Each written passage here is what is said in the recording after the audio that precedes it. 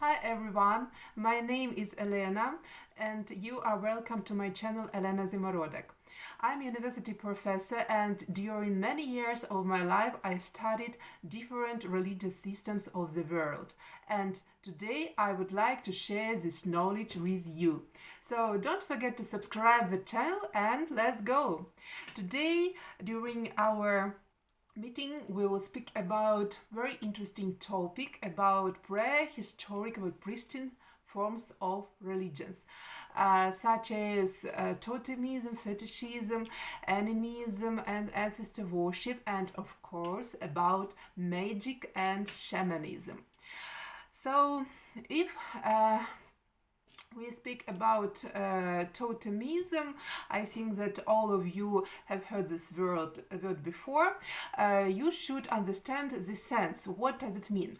And this word, of course, it's not English. It has its roots in the language of Indians of Northern America, and the root Udi in Ojibwe language means something related to ancestors. Literally, it means his totem, his ancestor. And if we would like to give the definition of this notion, totemism, we can say that totemism is a religious belief in spiritual kinship of a group of people and some sacred object.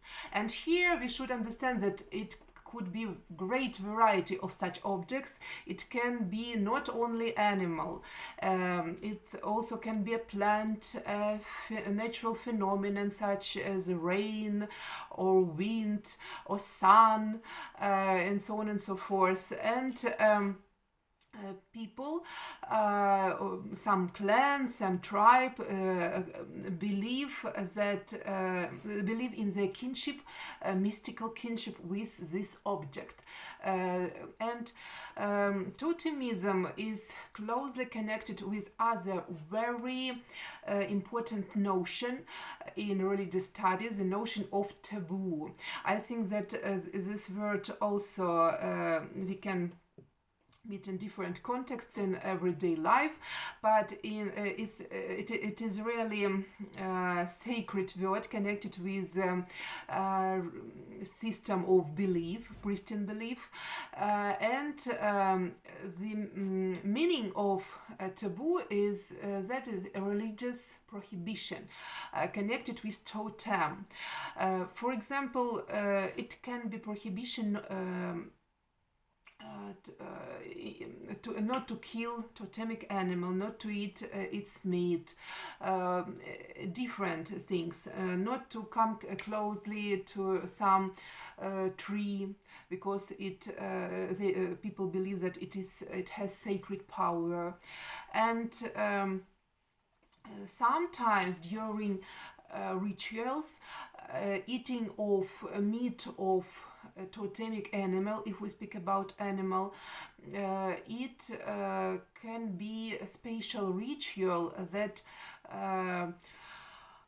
unites people, and during this ritual they can feel themselves as some integrate organism, and of course we cannot speak about pure forms of totemism in modern religious systems, but a lot of elements of this pristine form of religion can be found in modern, very complex, very high developed religious systems such as Christianity, Islam, Buddhism, Hinduism and other religions of the world. For instance, all of you know about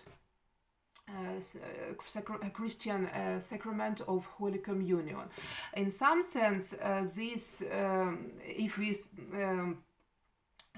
talk about it as not from the point of view of believers, but as scholars, yes, we can say that really the sense of the sacrament closely connected with Totemism, because when Christians eat this sacred bread and drink wine, or sometimes without wine in different trends in different sects of Christianity, they believe that it's a real body, flesh and blood of Jesus Christ.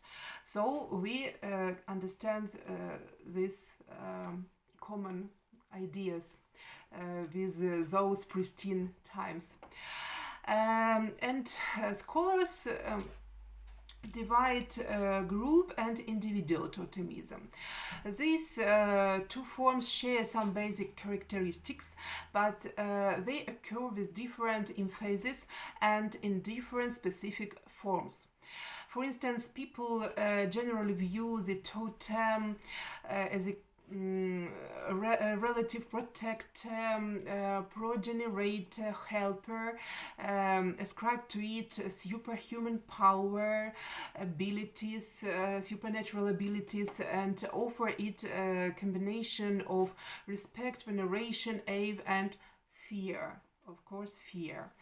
And that's why in many European tribes in Pristine times, the most powerful animal of the forest, the image of this animal was the image of the ancestor of totemic being, and we can put as an example in this context the image of bear, and you remember the cycle, the group of fairy tales of myths about King Arthur. Artorius, his name, yes, in Latin, literally means bear. And not only this example, but also all Russian culture connected with the image of bear, and we can say that a lot of Russian tribes in pre-Christian times believe in this animal, in the image of bear, as the totem, and that's why there were a lot of prohibitions, taboos connected with this animal, and even now we can find in political and cultural life of Russian people different symbols connected with bear. Even this is a symbol of the most important political party of modern Russia, Единая Россия. Yes, the symbol is a bear as a really the most powerful image, and it's connected with the archetypes and deep psychology of Russians, and with the image of the symbol of power, of protection, and so on and so forth. And Totemism is frequently mixed with different kinds of other beliefs, such as Ancestor Worship, such as Animism, and such mixtures have historically made the understanding of particularly totemistic form difficult. And we can also speak about group or collective totemism as a special type of this religion, and of course it's most widely disseminated form of this belief system, and it typically includes one or more of several features, such as first, the mystic association of animal and plant species, natural phenomena, or created objects with unlinearly related groups, clans, tribes, phratries, or with local groups and families. And usually totemism helped people even in biological sense, because you know that it's not healthy when close relatives have children, yes, and from the genetic point of view, totemism prohibited people from one and the same tribe married each other, and because they believed that they had the one and the same ancestor, this totem, and so they all of them are brothers and sisters in the tribe or clan, and so a person needed to find his love, his fate in another tribe. And in modern life, we can find in some countries some shades, some elements of these ancient beliefs. When, for instance, woman gets married with her husband, yes, and gets his surname. It's not only now. It's sometimes not can't be this way. But what is the surname? If we think it over, we can understand that it's a clan name, the name of the clan of her husband. So she changed her clan. For instance, from the clan of wolves, she became a part of a new clan, of the clan of bears. And the next element, next feature of group totemism is the hereditary transmission of the totems. The third feature, that group and personal names that are based either directly or indirectly on the totem, the use of totemic emblems and systems and symbols. And next feature, taboos and different prohibitions that may apply to the species itself, or can be limited to parts of animals, plants, different kinds of totems. And the fifth feature is a connection with a large number of animals and nature objects, so-called multiplexed totems, yes, within which distinction can be made between principal totem and other linked totems. Generally, group totems associated with the basis of analogies or on the basis of myth or ritual. And group totemism is traditionally spread among people in African countries, in India, even modern India, and in different parts of Oceania, especially in Melanesia. North America, if we speak about Indians of this part of the world, and of course some parts of South America. These people are included among others the Australian Aborigines and African tribes and various Native American people, most notably the Northwest Coast Indians, California Indians, and Northern East Indians. Moreover, group totemism is represented in a distinctive form among Siberians.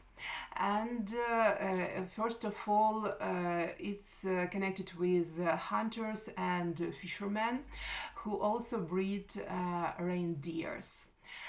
Because reindeer, for these peoples of northern Russia, very often have this image of reindeer as a totem. And also, as an example, can be put some tribes of Central Asia. And individual totemism also brightly represented by some systems of Indian tribes of America, both north and south parts, and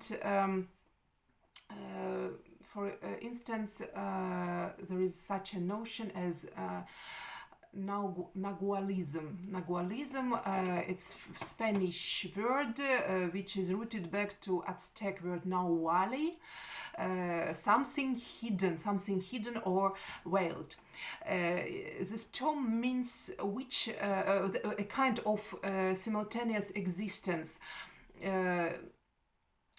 which is assumed between an animal or some natural object and a person, and they they believe that this entity and personality have very close connections, close links, and when something happens with one side of this system, the same is connected with the second part, and for instance it can be injury, sickness or death of the partner. The same fate would befall the on other member of this mystical relationship. Consequently, such totems became the most tabooed. Above all, they are connected with family of group leaders, chiefs, medicine men, shamans, and so on and so forth. And of course, the brightest, the most popular example of totemism in modern culture is tribes of Australia and Oceania, and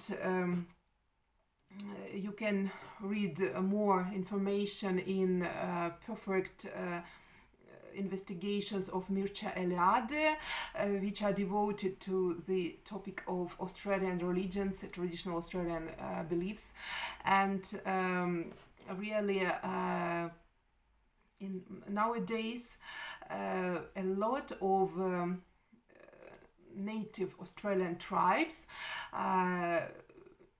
have these religious systems. They believe in totems, and which with this mystical views are connected the understanding of all this reality as just a print of some other pristine time. So they believe that everything was created in the time of Alchera, the time of dreams, when spirits, when totems, gods, these supernatural entities were among people, and they created everything: ocean, earth, sky, stars, and the function of people is constantly renew this time, the time of Alchera, the time of dreams in this reality, and in the purpose of it, they should all the time perform religious rituals, totemic rituals, and some of them are really common for all members of tribe, but a lot of rituals are very mystical, and for instance, women are not allowed to take part in them. Next, our question for today is Fetishism. It is also a kind of pristine religious system, and the word fetish is derived from French word, but the deepest root of this word is Latin, factitious, which means something artificial, and next part, facere, Latin root, which means to make. So we can say that Fetishism is a belief in magic, in sacred power of some material objects.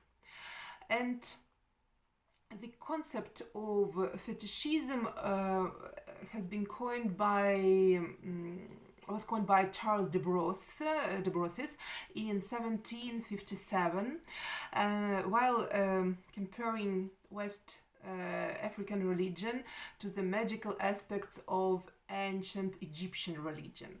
And Charles de Brosses and other scholars of the 18th century used this concept to apply the evolution theory to religion.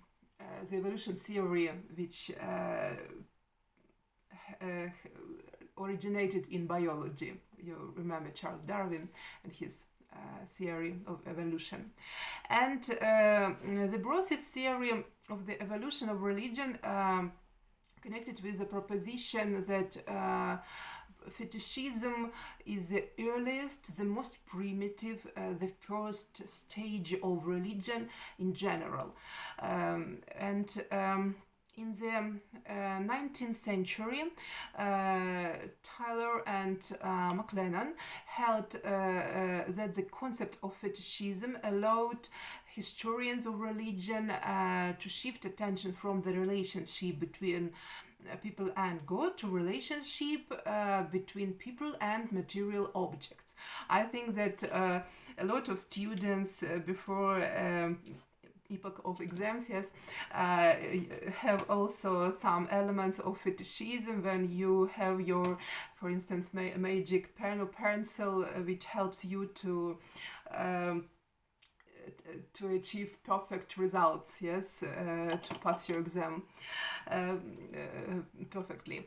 And if we speak about fetishism and in religious sense, we should understand that, of course, the classical example of fetishism is everything connected with Pristine hunters.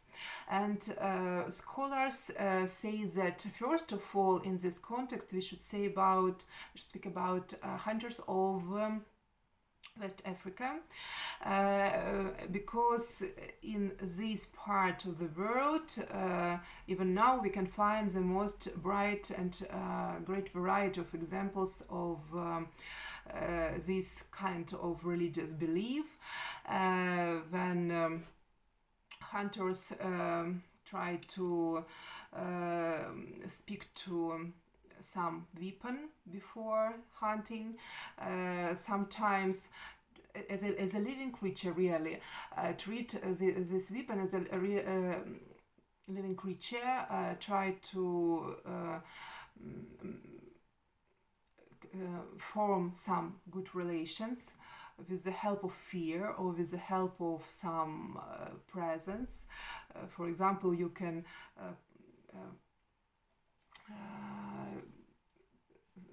use milk or honey to make your weapon more effective, or you may shout on it.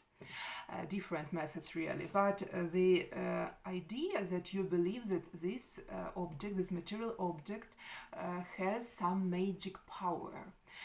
And it can be bones, fur, clothes, water from certain places, some types of plants, wooden objects, different stones, and so on and so forth.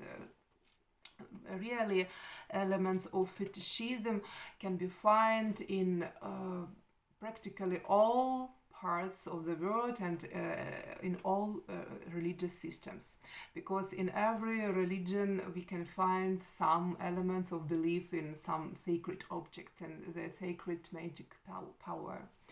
The next question is a question about animism and ancestor worship. Animism really is a pristine brick of every religious system, because if we try to give the definition, we can say that animism is a belief that non-human entities are spiritual beings, souls or spirits, or at least some embody of some kind of life principle that influence the life of ordinary people. So it's belief in souls and spirits, first of all. And they are always personalized creatures. And here it is very important to understand the difference between notion of soul and notion of spirit, because in this context it's very important. In ordinary life we can use them as synonyms, but in religious studies, when we study animism, we should understand that in comparison with spirits, souls are passive entities, souls connected with bodies. Souls usually need protection because, for instance, soul can be injured by a magician and so on and so forth. A magician in many African countries, they believe that your soul can take away from you and put in some I don't know, pot. Very often the protection of soul is formed with the help of amulets and other mystical objects.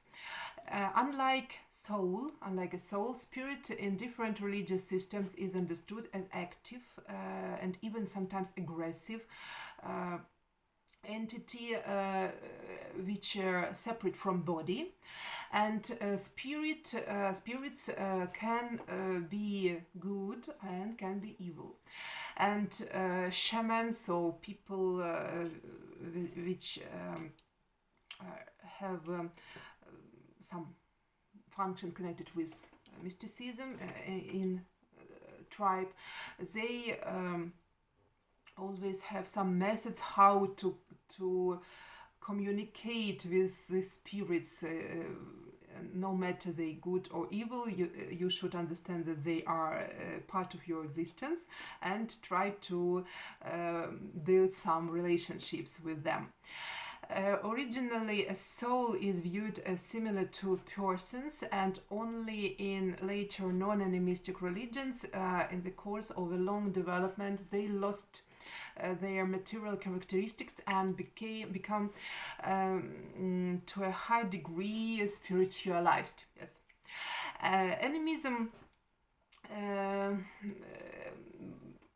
has been studied by different scholars, and here I would like to say some words about the work of British anthropologist Sir Edward Barnett Tylor. He argued in his famous book monography Primitive Culture that this belief that animism is a belief that was the most primitive and essential part of any religion. Animism is practically widely found in religions of indigenous people, perhaps most widely presented in Shinto, and we can find some elements of animism in Christianity and Buddhism, in neo-paganism, and practically in all contexts. And generally, animism is not limited to small, simple and prehistoric, pre-industrial societies. It is an essential part of every religious systems of modern world, and animism includes different kinds of religious beliefs, such as first, belief in souls and spirits. The second, belief in the souls and the souls of the ancestors. And here we can find close links with animism and ancestor worship. The third, belief in shamanic spirits, helpers, protectors, and so on and so forth. Belief of spirits, benefactors of a certain tribe or secret society, or secret religious society, which we can find in African countries or in Australia, other parts of the world. And the fifth type of beliefs, it's belief in the personalization of natural objects and processes. Mermaids, salamanders, some other embodiment of natural powers. We can find a great variety of it in European mythology, yes, and European fairy tales, folk culture. And with the notion of animism is closely connected another very important notion, animatism. If animism is always about personalized entities, animatism is a term that name the unpersonalized, generalized, impersonal power, mystical power that is connected with some natural objects, some unnatural objects, some place, some territory. And a bright example of this belief is Melanesia. Not only Melanesia, maybe it spread in another parts of Oceania, the concept of mana. Mana is a traditional term that refers to a concept among the speakers of oceanic languages, but of course including Melanesians, Polynesians, Micronesians.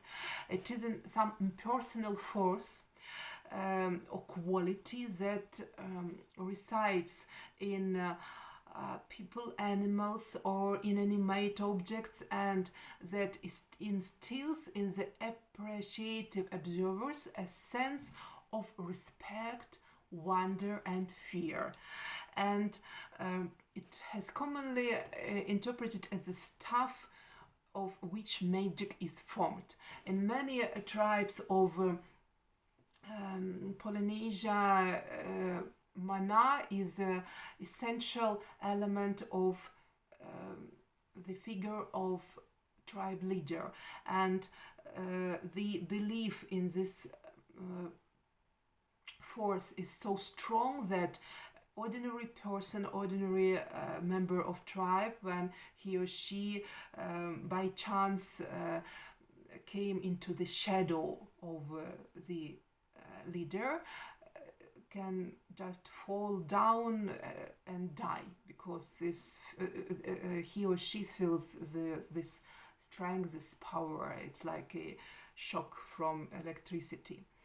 And generally we can say that animatism is a category of religious Pristine belief in impersonal supernatural power.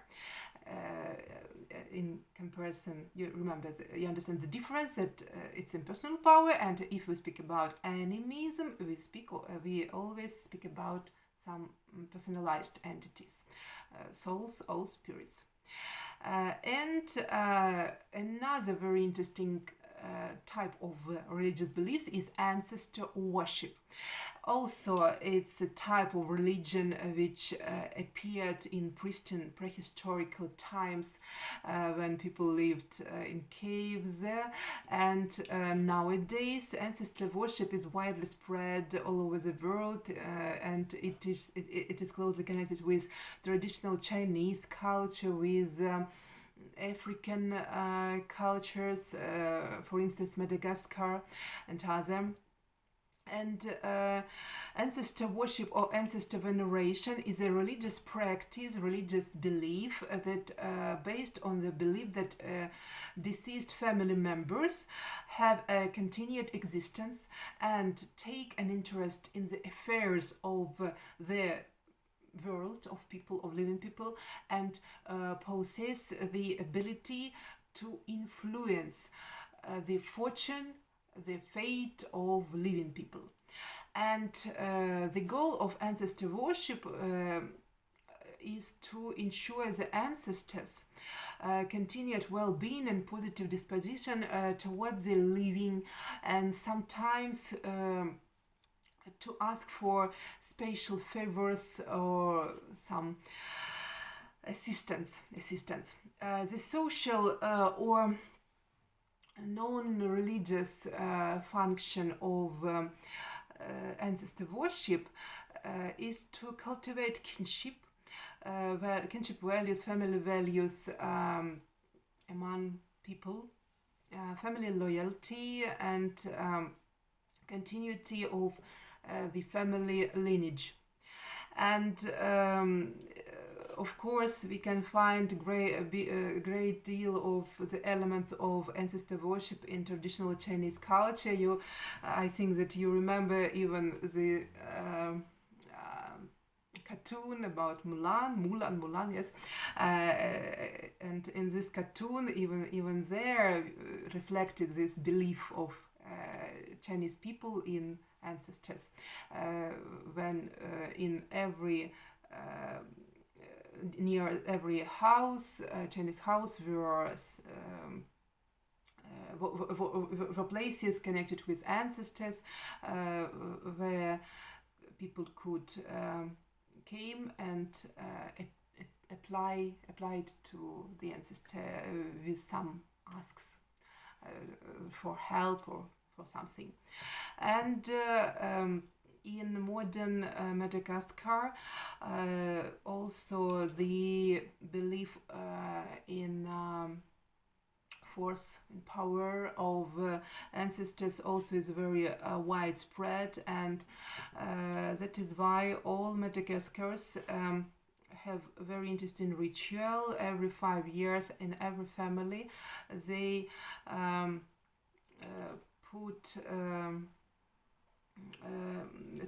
take out the bodies or bones of their ancestors from the tombs and clean them very carefully, put on them new clothes, nice clothes, and they have great, in these days, it's several days always, they have big festivals when they try to show this ancestor some new children in the family, new buildings in their cities or something connected with their life. And that's why if Madagascar die by chance in another country, all clan, all great families, they don't eat nothing, but they try to earn money to take the body of his family member to the homeland, because they believe that to perform all these rituals are principally important for themselves and for this person. So our last question for today is connected with magic and shamanism. And magic or sorcery is the belief that people by using some sacred power can influence events, objects and other people, physical phenomena, and this kind of belief is represented by many sacred texts. For instance, in Indian culture it's Atharva Veda of magic words, yes, and we can find these elements in ancient Egyptian pyramid texts, in Vedas, in other types of sacred texts, and in oral religious traditions also. And there are different types of magic. I don't want to say about such division which is spread among people usually in I don't know, some pop cultures, such as black magic, white magic, good, evil, yes. No, from the scientific point of view, everything is more complex, and we can say about types of magic according to the functions, the purpose of this influence.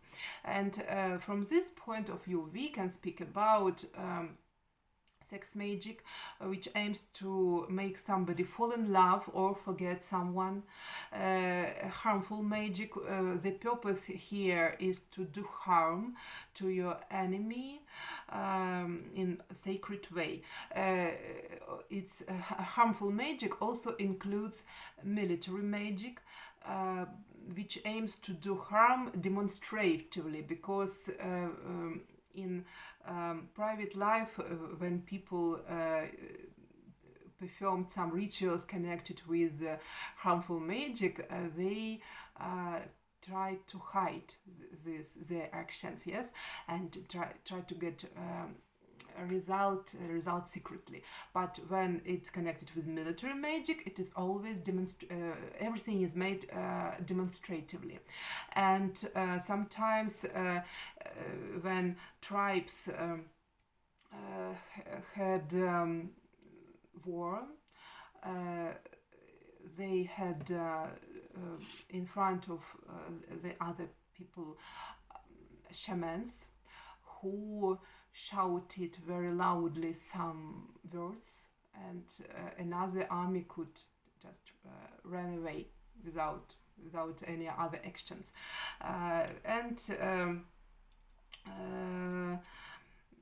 Nowadays we can also find some elements of this psychology in modern battles and modern military actions, but of course we can we have more resources, we have more means of influence or magic influence on psyche. Yes, people's psyche, because nowadays we have not only our words, but different types of techniques, of internet influence, of different channels of manipulation of people's psyche. It's also a kind of magic, yes.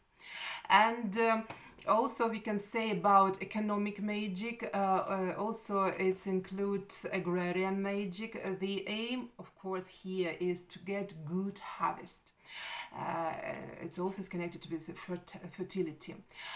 The next type is trade, hunting and fishery magic, which aims to bring fortune in a certain kind of activity.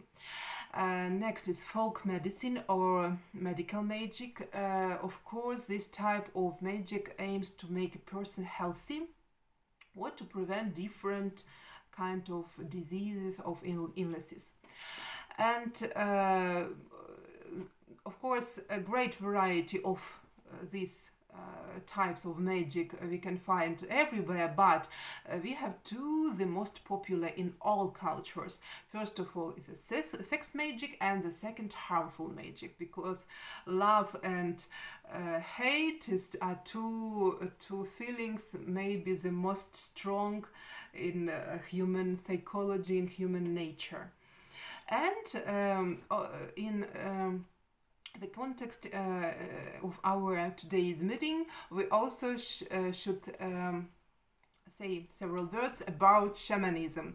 Shamanism refers to a range of traditional beliefs and practices concerned with communication with the world of spirits.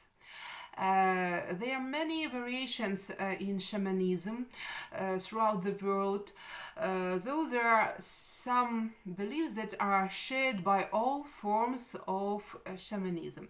And these common features are the followings. The spirits can play important roles in human life, a first idea of shamanism. The second, that the shaman can control or cooperate with the spirits, with these mystical entities, for the community's benefit. The spirits can be either good or bad.